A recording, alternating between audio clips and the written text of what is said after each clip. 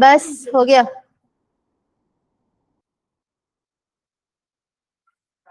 Microbes in human welfare का microbes किसको बोलते हैं? माइक्रो ऑर्गेनिजम्स यानी कि माइन्यूट ऑर्गेनिजम्स जितने भी रहेंगे, तो इसको माइक्रो ऑर्गेनिजम्स क्यों बोलते हैं? क्योंकि ये सिर्फ और सिर्फ हम किसमें देख सकते हैं? माइक्रोस्कोप के अंडर देख सकते हैं। तो लगभग 60% जो है अर्थ लिविंग मैटर में क्या रहता है, वो पूरा मतलब माइक्रो ऑर्गेनिजम्स जो है वो प्रेजेंट है, बोल सकते हो। अब इसके अलावा माइक्रोस्कोपिक प्लांट्स, एनिमल्स, माइक्रोब्स जो है वो सबसे मेजर कंपोनेंट होते हैं। क्यों होते हैं? क्योंकि वो डेट्रीटस यानी कि सैप्रोफाइट्स की तरह भी काम करते हैं। डेड और डीके मैटर को पूरी तरीके से क्या कर रहे हैं?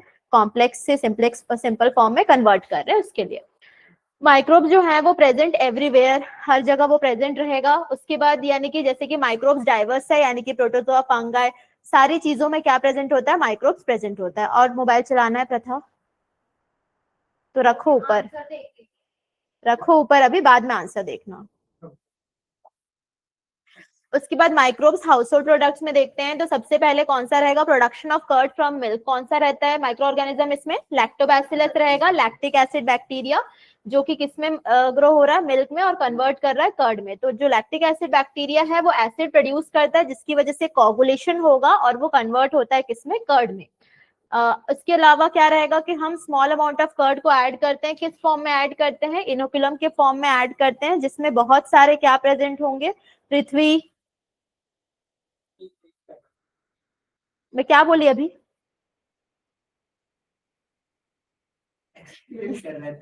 हाँ, हो गया। स्मॉल अमाउंट ऑफ कर्ड में बहुत सारे क्या प्रेजेंट होते हैं? लैक्टिक एसिड बैक्टीरिया प्रेजेंट होती हैं, जो कि क्या रहेगी? सूटेबल टेम्परेचर में वो मल्टीप्लाई होके मिल्क से किस में कन्वर्ट हो जाता है? कर्ड में कन्वर्ट हो जाता है। और इसमें कौन सी न्यूट्रिशनल क्वालिटी रहेगी? विटामिन B12 की। तो जो लैब है यानी कि लैक्टिक एसिड बैक्टीरिया, वो किसमें रोल प्ले करता है? डिसीज कॉजिंग माइक्रोब्स जो है हमारे स्टमक में, उसको चेक करने में भी हेल्प करता है। प्रणब बाद में देख लेना क्या क्या है, ठीक है। इसके अलावा इसमें हम देखते हैं जैसे डो फर्मेंट होता है, तो इसका जो पफ अप अपीयरेंस रहता है वो किसकी वजह से रहता है? CO2 गैस की प्रोडक्शन की वजह से रहता है। तो डो में जो है वो फर्मेंट किससे हम जब बनाते हैं तो उसको फर्मेंट किससे करते हैं? बेकर्स ईस्ट से। उसका नाम क्या है? सैक्रोमाइसिस सेरेवाइसिस रहेगा। तो बहुत सारे ट्रेडिशनल ड्रिंक्स और फूड्स जो भी हैं वो भी फर्मेंटेशन हो रही है। जैसे टॉडी रहेगा, टॉडी क्या रहेगा? सदर्न इंडिया में फर्मेंटिंग सैप जो रहेगा फ्रॉम पाम्स, उससे बनाया जाता है। और भी बहुत सारे, हाँ, और भी बहुत सारे क्या रहेंगे? फर्मेंट होते हैं, जैसे फिश वगैरह हो गया, यहाँ पर सोयाबीन हो गया, बैम्बू शूट्स हो गया, इनको फर्मेंट करके क्या बनाया जाता है? खाना बनाया जाता है। तो फर्मेंटेशन का प्रोसेस है। इसके अलावा चीज में देखते हैं, तो चीज में हम क्या पढ़ते हैं? सबसे पहला जो लार्ज होल्स प्रेजेंट होती है चीज में, वो किसकी वजह से होती है? हाँ, CO2 गैस की वजह से होती है। और ये बैक्टीरिया कौन सा रहता है जो प्रोड्यूस कर रहा है? प्रोपियोनी बैक्टीरियम शर्मानी, ठीक है। और एक रॉकफोर्ड चीज होता है, जो कि राइपन कैसे होता है? जब स्पेसिफिक फंगाई जो है वहां पर ग्रो करवा रहे हैं, जो इनको क्या दे रहा है? पर्टिकुलर फ्लेवर दे रहा है। अगर पूछेगा, सिर्फ प्रोडक्शन वाला पूछेगा तो रीजन के साथ, क्वेश्चन के हिसाब से है। अगर माइक्रो पूछेगा तो फिर तुमको सही से लिखना है। हाँ, हाँ, ये दोनों अलग है, एक स्विस है और एक रॉकफोर्ड है। हाँ, ये जैसे, अरे वो नहीं, हाँ, इसमें फ्लेवर ऐड करते हैं।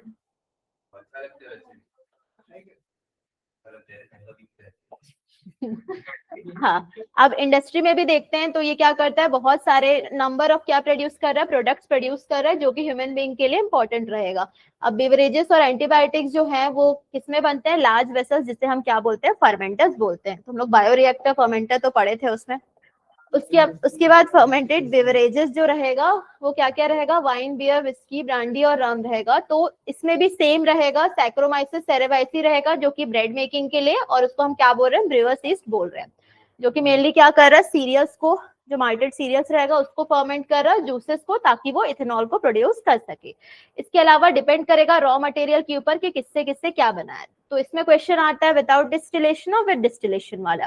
तो वाइन और बियर जो है वो विदाउट डिस्टिलेशन है, और जो विद डिस्टिलेशन रहेगा वो कौन सा? विस्की, ब्रांडी और रम। तो ये याद रखना, ज्यादा रहेगा। हाँ, क्योंकि ये डिस्टिलेशन से प्रोड्यूस हो रही है तो प्योर फॉर्म जो रहेगा उसका मतलब स्टीम वोलेटाइल वाला जो रहेगा वो इधर आएगा तो उसका कंसेंट्रेशन ज्यादा रहेगा। हो गया।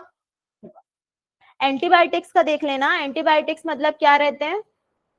मेडिसिन। हाँ। कौन प्रोड्यूस कर, पैरासिटामोल में एंटीबायोटिक होता है? तो ये कैसे, ये सबसे क्या रहेगा इसमें, माइक्रोब से ये भी प्रोड्यूस हो रहा है। इसके अलावा इसका मतलब क्या रहेगा, अगेंस्ट लाइफ रहेगा, यानी कि लाइफ ऑफ पैथोजन के अगेंस्ट रहेगा।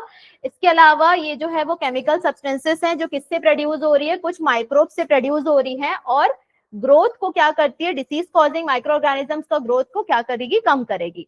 अब अलेक्जेंडर फ्लेमिंग जो है जब वो स्टेफाइलोकोकाई पे वर्क कर रहे थे तो उन्होंने देखा कि मोल्ड जो है वो ग्रो हो गया कहाँ पे, उनके अनवॉश्ड कल्चर के आसपास। तो उन्होंने देखा कि क्या बोलते हैं ये किसकी वजह से था, केमिकल जो कि कौन प्रोड्यूस कर रहा था, मोल्ड जो प्रोड्यूस कर रहा था, केमिकल कौन सा, पेनिसिलियम नोटेटम की वजह से ये था।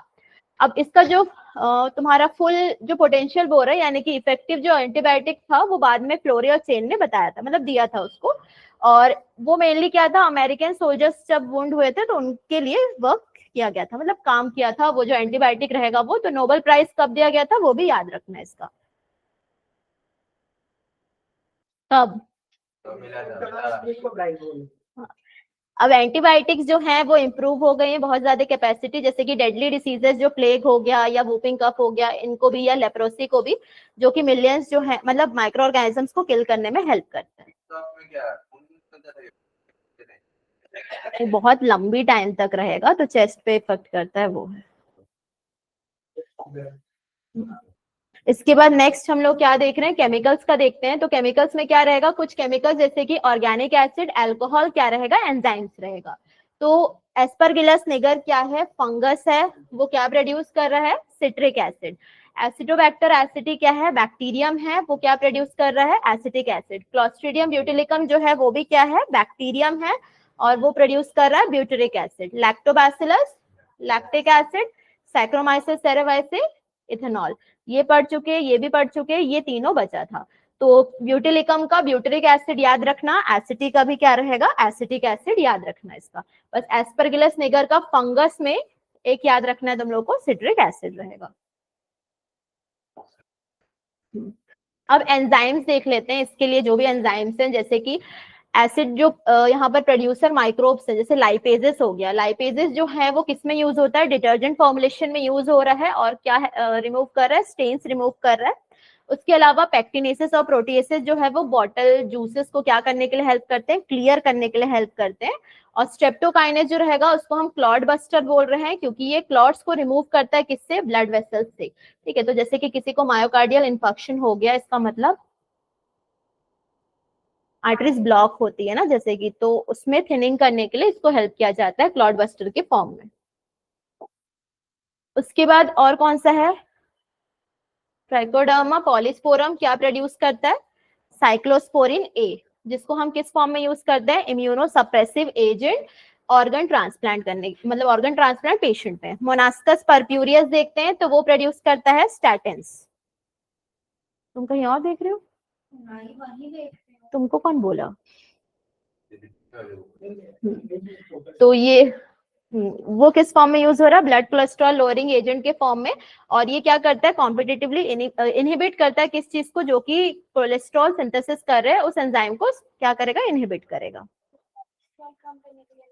हाँ, कोलेस्ट्रॉल लोअरिंग एजेंट रहेगा, स्टैटिन दिया जाता है उसमें, ये है। उसके बाद आता है मेन वाला। इससे पहले तक तुम लोग को सारे माइक्रोब्स याद करने हैं, उससे क्या हो रहा है, उसके फंक्शंस याद करने हैं, जो भी बायोएक्टिव मॉलिक्यूल्स रहेंगे सबके। उसके बाद सीवेज ट्रीटमेंट में सबसे पहला क्या आता है, जो भी कचरे निकल रहे हैं उसको हम सीवेज बोल रहे हैं, सिटीज टाउन से। सब जगह से निकलता है, अलग अलग होते हैं, डेवलप विलेज बस हो गया। तो इसमें बहुत सारे अमाउंट में ऑर्गेनिक मैटर भी होता है और माइक्रोब्स भी प्रेजेंट होता है। तो ज्यादातर क्या रहते हैं, पैथोजेनिक रहते हैं। पैथोजेनिक मतलब तो ये डिस्चार्ज नहीं कर सकते हम डायरेक्टली नेचुरल वाटर बॉडीज में, जैसे रिवर्स और स्ट्रीम्स में। तो उससे पहले क्या करते हैं, सीवेज को ट्रीट करवाते हैं सीवेज ट्रीटमेंट प्लांट में। तो जो वेस्ट वाटर है ट्रीटमेंट, उसको किससे किया जाता है, हेटेरोट्रोपिक माइक्रोब से किया जाएगा नेचुरली, जो कि किसमें प्रेजेंट है, सीवेज में रहेगा। तो दो तरीके का है, पहला प्राइमरी, किसके ऊपर,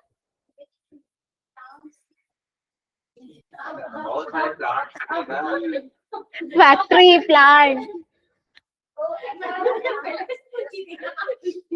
बस हो गया। कहाँ है दिमाग, हो गया। प्राइमरी ट्रीटमेंट, हाँ प्राइमरी ट्रीटमेंट और सेकेंडरी ट्रीटमेंट देख लेते हैं। तो प्राइमरी ट्रीटमेंट मतलब फिजिकल फिल्ट्रेशन जो हो रहा है, सेकेंडरी में बायोलॉजिकल प्रोसेस इन्वॉल्व रहेगा। तो सबसे पहला क्या रहेगा, इसमें हम लोग लार्ज और स्मॉल पार्टिकल्स को रिमूव करेंगे। तो उसमें दो प्रोसेस है, पहला कौन सा है, फिल्ट्रेशन, और दूसरा कौन सा है, सेडिमेंटेशन रहेगा। तो जैसे कि जो फ्लोटिंग डेब्रीज है, मतलब जो फ्लोट हो रहे हैं लाइटर पार्टिकल्स है, उसको हम फिल्ट्रेशन से डायरेक्टली रिमूव कर देते हैं। उसके बाद जो सॉइल और स्मॉल पेबल्स हैं वो नीचे जम जाते हैं, तो उसको हम सेडिमेंटेशन के फॉर्म में, क्योंकि वो नीचे जम जा रहा है, तो ऊपर का जो एफ्लुएंट है,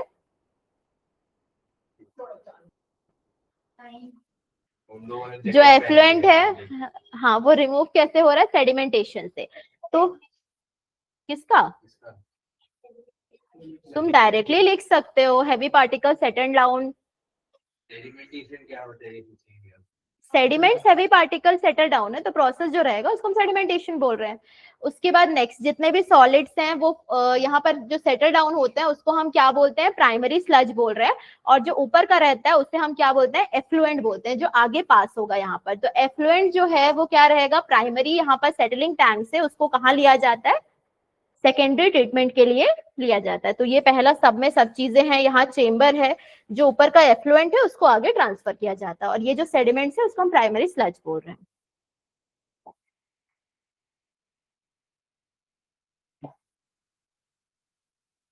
यही से देख लो फिर, ज्यादा अच्छा है, बीओडी और वो दिया रहेगा पूरा, तो ठीक है। तो जैसे कि यहाँ पर क्या रहेगा, प्राइमरी एफ्लुएंट सबसे पहले कहाँ पास होता है, टैंक्स में, ठीक है। वहां पर उसको क्या किया जाता है, एजिटेशन किया जाता है, फिर क्या किया जाएगा, एयर भी उसके अंदर डाला जाएगा, मिक्सिंग, रोटेट का, अरे तो एफ्लुएंट का जो पोर्शन है उसको रोटेट करेंगे ना, ताकि और भी जो पार्टिकल्स हैं वो सेटल हो जाए करके। तो ये नहीं, एजिटेशन हाई स्पीड में हो रहा है तो उसको हम मिक्सिंग नहीं लिख सकते यहाँ पर, ठीक है। इससे क्या हो जा रहा है, बहुत सारे माइक्रोब्स जो है वो ग्रोथ हो जा रहे हैं, किसमें, फ्लॉक्स में। फ्लॉक्स मतलब क्या रहेगा, जो भी बैक्टीरिया है फंगल फिलामेंट्स के साथ एसोसिएटेड हो जाएंगी और वहां पर उसका ग्रोथ होना शुरू हो जाएगा। अब जब ग्रो हो रहा है तो ये सारे माइक्रोब्स क्या करेगा, ज्यादातर जो ऑर्गेनिक मैटर प्रेजेंट है एफ्लुएंट के अंदर उसको वो डाइजेस्ट कर लेगा। अब वो डाइजेस्ट करने के बाद इसका मतलब उसका जो बीओडी है वो क्या हो जा रहा है, कम हो जा रहा है एफ्लुएंट का। बीओडी मतलब क्या रहेगा, अमाउंट ऑफ ऑक्सीजन जो भी कंज्यूम हो रहा है ऑर्गेनिक मैटर, जैसे 1 लीटर ऑफ वाटर में जो रहेगा वो। अब बीओडी टेस्ट किस चीज को मेजर कर रहा है, कि कितना ऑक्सीजन माइक्रो ऑर्गेनिज्म अपटेक कर रहा है उस चीज को। तो हम सैंपल में देखते हैं कि बीओडी कितना प्रेजेंट है। अगर ज्यादा बीओडी होगा इसका मतलब पॉल्यूशन होगा या नहीं,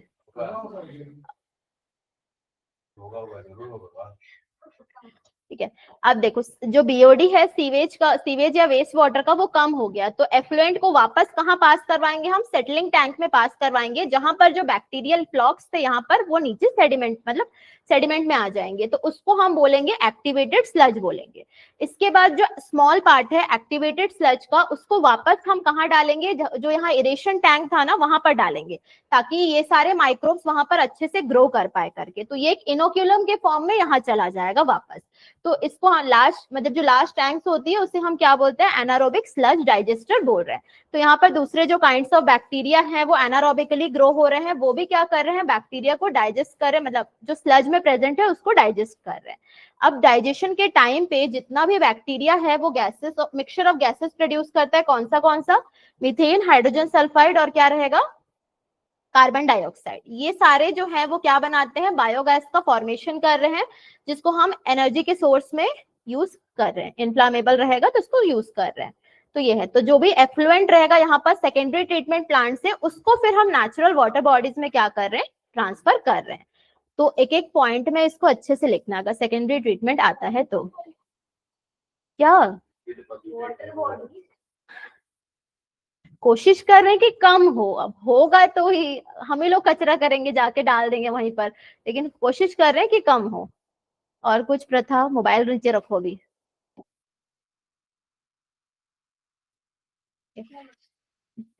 लास्ट में क्लोरिनेशन वाला भी रहेगा। क्लोरिनेशन से क्या करेंगे हम लोग, प्यूरिफाई करते हैं ना, प्यूरिफिकेशन ऑफ वाटर के लिए रहता है मेनली, जर्म्स किल करने के लिए क्लोरिनेशन यूज करते हैं, जैसे घर में बॉइलिंग ऑफ वाटर रहता है वो। अब यहाँ पर अर्बनाइजेशन बढ़ने की वजह से क्या हो रहा है, सीवेज जो है वो लार्जर क्वांटिटीज में प्रोड्यूस हो रहा है, तो वो क्या कॉज कर रहा है, जो अनट्रीटेड सीवेज है जब वो डिस्चार्ज हो जा रहा है तो वो पॉल्यूशन कॉज कर रहा है और वाटर बॉर्न डिसीजेस कॉज कर रहा है। तो जो मिनिस्ट्री ऑफ एनवायरमेंट और फॉरेस्ट है, उन्होंने इनिशिएट किया था कौन सा प्लान, गंगा एक्शन प्लान और यमुना एक्शन प्लान, ताकि रिवर्स ऑफ आवर कंट्री को क्या कर सके, वो पॉल्यूशन से बचा सके। तो हाँ, थोड़ा बहुत जो भी है, लगभग थोड़ा बहुत ही सब चीजों में, क्योंकि हम ही हैं जो, हम ही मतलब सारे लोग हैं, हम तो रोज नहीं जा रहे गंगा यमुना में, तो ये है।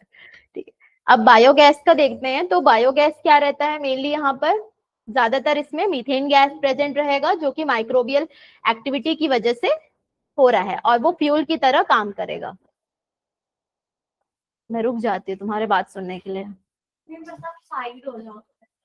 और कितना, और मतलब देखने के लिए भी क्या है, क्या मालूम, नंबर ऑफ पेजेस नहीं है ज्यादा, इसलिए तो बोली थी कि टेस्ट ले रही हूँ करके। ठीक है, अब नेक्स्ट जितने भी सर्टेन बैक्टीरियाज रहेंगे जो एनारोबिकली ग्रो हो रहा है सेलुलोसिक मटेरियल में, ये क्या प्रोड्यूस करेंगे, मीथेन अलोंग विथ CO2 और क्या रहेगा, H2 रहेगा। तो ये सारे तुम क्या बात, तुम खुद क्या कर रहे हो मुझे ये बताओ, मैंने अभी क्या बोला वो भी बताओ पृथ्वी,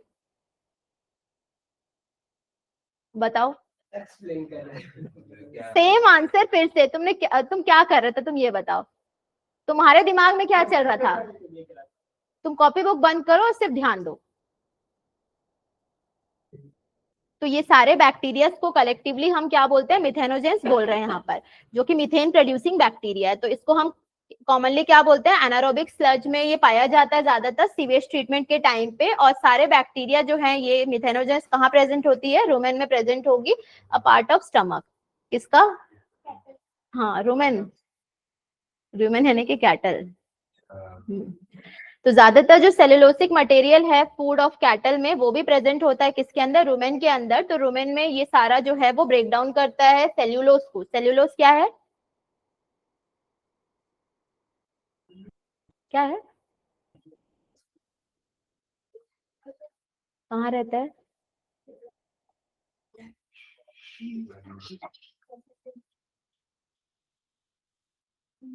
प्लांट का सेल वॉल किससे बना रहता है,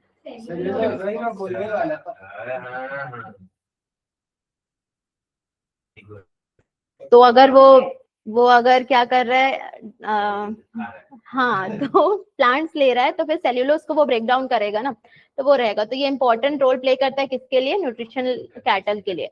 इसके अलावा जो एक्सक्रीटा या डंग ऑफ कैटल रहेगा, इसको हम कॉमनली गोबर बोल रहे हैं, और ये CH4 प्रोड्यूस करेगा, तो मतलब जनरेशन ऑफ बायोगैस के लिए हेल्पफुल रहेगा। इसके बाद ये लास्ट क्या था तुम लोग का, हाँ एक और कुछ था, बायो फर्टिलाइजर बचा है, उसमें से क्वेश्चंस आ जाते हैं। हाँ, तो बायोगैस प्लांट में क्या रहता है सबसे पहले, हाँ टैंक रहेगा, जिसमें बायो वेस्टेज भी रहेगी जो कलेक्ट हो रही है और वहां पर डंग को डाला जा रहा है। उसके बाद एक कवर भी रहेगा वहां पर, जो कि स्लरी के ऊपर रहेगा। उसके बाद नेक्स्ट तुम लोग का बायोगैस प्लांट में और एक क्या चीज है, वहां पर आउटलेट रहेगा, वो क्या करेगा, सप्लाई करेगा बायोगैस को जो भी आसपास की जगह होंगी वहां पर। अब जो स्पेंट स्लरी है, मतलब जिसका काम हो चुका है, उसको हम फर्टिलाइजर के फॉर्म में यूज करते हैं। तो कैटल डंग जो है वो लार्ज क्वांटिटीज में अवेलेबल रहेगा, क्योंकि कैटल्स को वैरायटी ऑफ पर्पस के लिए यूज किया जाता है। उसके बाद बायोगैस प्लांट जो है वो क्या रहेंगे, ज्यादातर जो है वो रूरल एरियाज में ही रहता है, जो कि कुकिंग के लिए या लाइटिंग पर्पस के लिए यूज किया जा रहा है इसको। तो जो टेक्नोलॉजी है बायोगैस की, वो मेनली यहाँ से याद रखना, इसका IARI और एक क्या रहेगा, KVIC, इन दोनों का फुल फॉर्म याद रखना क्या है।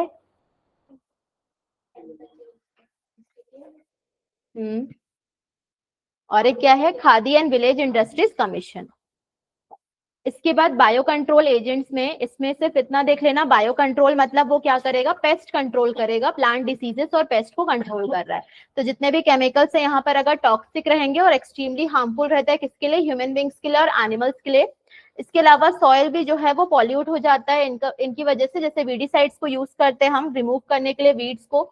तो इसमें ये देखना कि जितने भी ऑर्गेनिक फार्मर्स रहते हैं वो क्या रहता है, बायोडाइवर्सिटी जो है वो अच्छी हो रही है उनकी, मतलब हमारा बायोडाइवर्सिटी अच्छा हो रहा है उनकी वजह से, ऑर्गेनिक फार्मर्स जो रहेगा वो।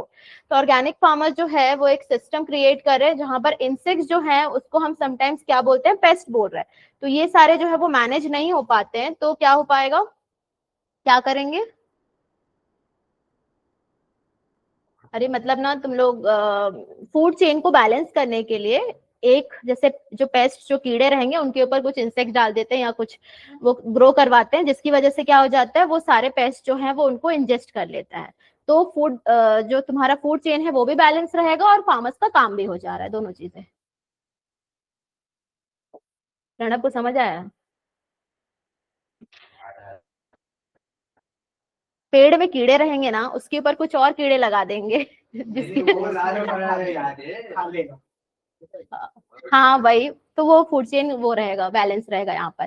तो यहाँ पर कौन सी चीजें, जैसे बायो कंट्रोल मेजर्स रहती हैं, जिससे क्या हो रहा है, डिपेंडेंस जो है टॉक्सिक केमिकल्स के ऊपर वो कम हो जा रहा है, ये वापस पहुंच जाती है।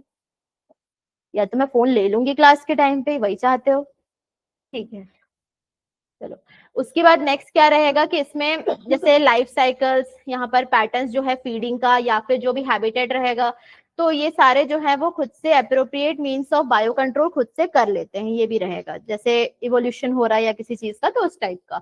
उसके बाद इसमें कन्वेंशनल फार्मिंग प्रैक्टिसेस भी रहती हैं, जिससे क्या होता है, यूजफुल और जो इंपॉर्टेंट वाले जितने भी हार्मफुल भी लाइफ फॉर्म्स जो रहेंगे वो भी क्या हो जाता है, यहाँ पर किल हो जाते हैं। तो ये क्या रहेगा, डेवलप करेगा अंडरस्टैंडिंग किसके बारे में, वेब इंटरेक्शन का बताएगा ये पूरा, मतलब इकोलॉजी का जो रहेगा वो पूरा। इसमें बायो कंट्रोल में देख लेना क्या क्या चीजें रहेगी। सबसे पहले डायरेक्ट बायो कंट्रोल में Parachute, hyper parasitism, lytic enzymes, antibiosis और एक क्या है, कंपटीशन है।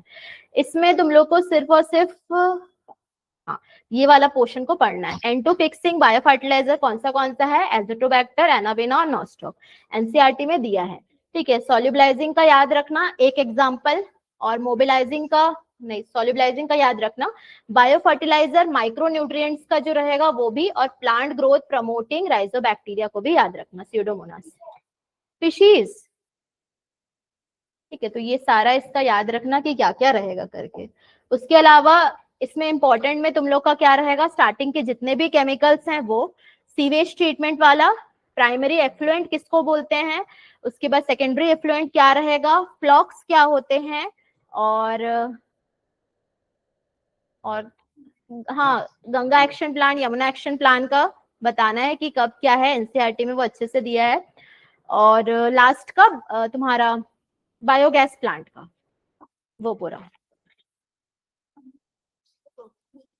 आधी चीजें बीच का कुछ कुछ सम वॉट, हाँ क्लियरली।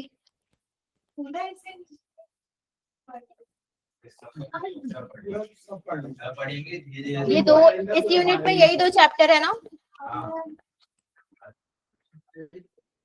इसके बाद कौन सा चैप्टर है, इसके बाद बायोटेक्नोलॉजी, ओके। इसका आप 3 बटन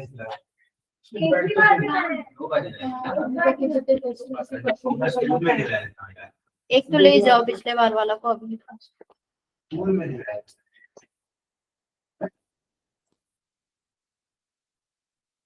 ठीक।